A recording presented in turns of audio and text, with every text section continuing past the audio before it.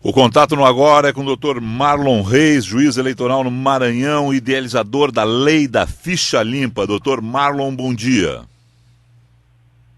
Muito bom dia, Felipe. Dr. Marlon, o senhor imagina... Começando o dia bem aqui. E aqui também, né? E no Brasil inteiro, imagino eu, porque afinal de contas nós estamos nesse momento com várias notícias a partir de uma situação que se criou da lei da ficha limpa. Em primeiro lugar é o seguinte, como é que surgiu a ideia da lei da ficha limpa? A ideia surgiu em virtude de candidaturas de pessoas ligadas ao narcotráfico e às milícias no Rio, e que motivou uma movimentação da Igreja Católica no sentido de pedir a juristas que encontrassem uma saída. Essa iniciativa acabou chegando até nós no movimento de combate à corrupção eleitoral por pedido do Dom Dimas Lara Barbosa, que era bispo auxiliar do Rio de Janeiro. E aí nós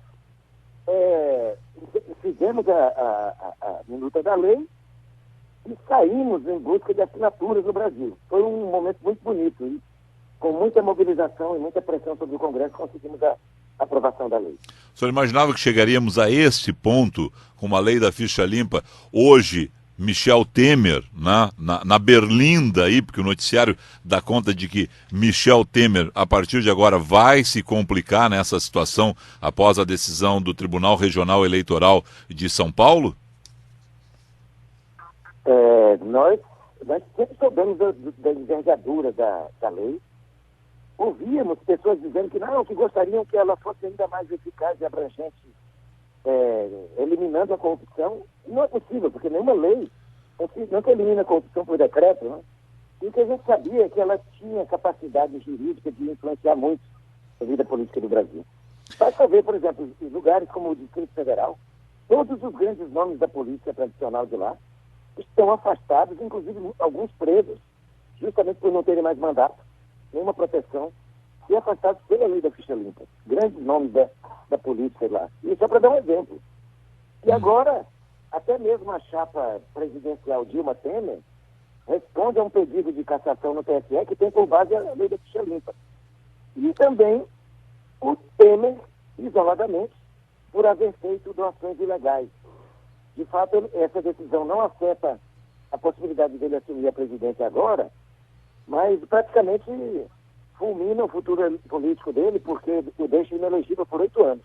Bom, ele não poderia participar das próximas eleições para cargo algum. Para deixar bem clara essa situação, é o que o senhor está dizendo, né? Nesse momento, Michel Temer pode assumir a presidência da República, ponto. Mas hoje ele não pode, por exemplo, concorrer à reeleição em 2018, se a eleição for lá, né, em 2018, porque ele está com a ficha dele suja. Nesse momento está inelegível Michel Temer. Nesse momento ele é inelegível, porque justamente a maior mudança feita com a lei da ficha limpa é que não precisa se aguardar o chamado trânsito sem julgado. Basta que haja uma decisão por um tribunal, por um órgão colegiado, e aí já há inelegibilidade, mesmo que ainda caiba recurso. Como ele pode restaurar essa elegibilidade? Ele pode recorrer, claro, ao Tribunal Superior Eleitoral, e se o TSE entender que a decisão foi injusta, ele poderá modificar. Mas para o TSE chegar a essa conclusão, ele terá que analisar, chegar à conclusão de que não houve a doação acima do limite. Não, se houve a doação acima do limite, não há outra alternativa a não ser manter a condenação. Certo. Então ele tem agora esse desafio de provar que o TRE errou ao dizer que ele não poderia ter doado no montante que doou. E a outra forma dele conquistar de volta a elegibilidade é aguardar o transcurso do prazo de 8 anos para voltar a ser candidato, que é o prazo previsto na linha P de pato, né? Do artigo 1º, inciso 1º da lei de inelegibilidade, com a redação dada pela lei da ficha limpa. E aí seria 2026, o que é bastante improvável uma candidatura Temer lá em 2026, mesmo que seja a Câmara dos Deputados, retornando de onde saiu, né, foi parlamentar, né, ou a outro cargo na República. Estamos conversando com o Marlon Reis, juiz eleitoral no Maranhão. O senhor olhou o caso do Tribunal Superior Eleitoral Dilma Temer? O senhor emite uma opinião a respeito desse caso, né? Porque essa é uma outra situação. Temer e Dilma fora os processos no Tribunal Regional Eleitoral em São Paulo, as questões da presidente Dilma Rousseff hoje no Senado da República, as ações já no Supremo Tribunal Federal, né, tem uma situação que é uma decisão que será tomada em algum tempo, não se tem previsão correta disso, da candidatura dos dois, da chapa dos dois. Né? As contas já foram julgadas, foram aprovadas, mas o caso ainda está em aberto nesse momento, doutor.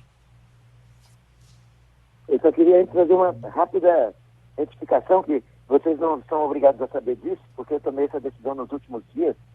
Eu não sou mais juiz. Eu estou voltando à advocacia. E pedi exoneração na semana passada. Opa! E justamente para poder me dedicar ainda com mais exclusividade ao acompanhamento de ações eleitorais. E eu fui convidado pela Rede de Sustentabilidade e tão logo receba minhas credenciais de volta como advogado, eu estarei advogando para a rede. E já tenho, sim, acompanhado esse processo. Esses processos, são 4 processos que estão lá no Tribunal Superior Eleitoral, alegando a ocorrência de uso de verbas ilegais provenientes de Caixa 2 e de fluxo ilegal de dinheiro na campanha, de tal forma que eu entendo que há fundamentos para essa decisão do TSE, no sentido da cassação da chapa Dilma Temer, com a vantagem de que uma decisão dessa natureza traria para o Brasil uma solução muito mais democrática do que simplesmente empossar alguém sem a legitimidade direta do voto, que seria a convocação de novas eleições, que, a meu ver, parece ser a saída mais democrática para esse momento de crise. A sociedade escolher um líder, uma liderança para conduzir esse processo de crise. Sim. O senhor vê possibilidade, dentro dessa situação que se criou nos últimos dias, de Dilma, inclusive, pedir eleições, né, propor eleições, mas ela teria que renunciar e Temer teria que renunciar também, né, para que houvesse eleição esse ano. Sem a renúncia de Temer, não há eleição. Mas tem essa outra alternativa. Sim. Aí a alternativa. Julgamento pelo TSE. Que não tem data ainda, né? Que não tem data, mas que poderia acontecer a qualquer momento, porque já são quase 2 anos que o processo está tramitando por lá e não faz sentido uma demora tão grande. E poderia sim, acredito que já haja elementos, pela minha observação, já há elementos nos autos que autorizam o julgamento da causa. Agora, fica a expectativa sobre como atuará o Tribunal Superior Eleitoral.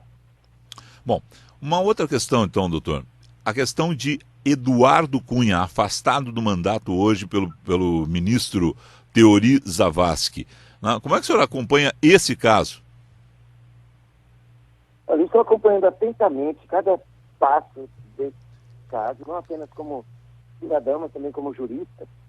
E há tempos, eu e o professor Luiz Flávio Gomes sustentamos, desde o ano passado, a tese, divulgamos essa ideia por vários lugares, de que uma pessoa que seja réu num processo criminal não pode ser presidente da Câmara, porque ele pode exercer a presidência a qualquer instante. Basta um acidente ocorrido numa madrugada deixar enfermos o presidente e o vice, para o presidente da Câmara assumir. E é um perigo muito grande um réu no processo criminal exercer a presidência da República. Essa ideia é rechaçada pela Constituição, que diz que qualquer pessoa que esteja na presidência tem que ser afastada imediatamente caso venha a ter contra si denúncia recebida no Supremo. O que nós argumentamos é que isso vale também para os que podem exercer a presidência. Se isso vale para os que estão na presidência, isso vale ainda mais para os que podem, porque a ideia da Constituição é que não haja um réu nem por um segundo na condução das altas decisões nacionais. E aí, então, o afastamento de Eduardo Cunha não foi uma medida acertada, não foi baseada nessa premissa, mas essa premissa que sobre a qual eu estou falando vai ser considerada hoje à tarde pelo Supremo. O Cunha serve, a meu ver, de prova de como se deve ter cuidado com a idoneidade de quem está em postos tão elevados. E o Supremo deverá considerar isso quando julgar de forma abstrata a DPF que a Rede de Sustentabilidade propôs e que trata desse assunto, que pode, por exemplo, basta ver a quantidade de outros parlamentares que têm o nome relacionado na Lava Jato, inclusive o deputado Valdir Maranhão, que vai assumir agora a presidência da Câmara. Que também... Ele é outro envolvido, né? Tem o nome citado. Que também é investigado. Não tem denúncia recebida, mas também é um dos envolvidos no escândalo do Petrolão. Bom, uma última pergunta.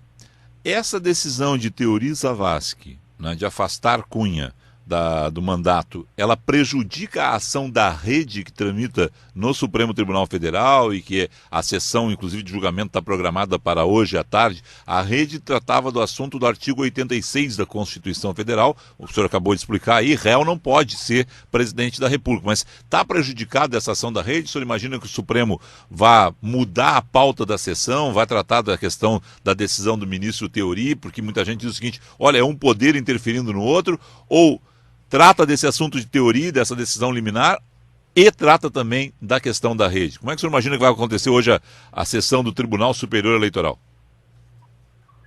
O Supremo deve julgar, né, o pedido de liminar na DPF, formulado pela Rede de Sustentabilidade, porque ela não retira essa decisão do ministro Teori de hoje, não afeta o julgamento da DPF. Não afeta por quê?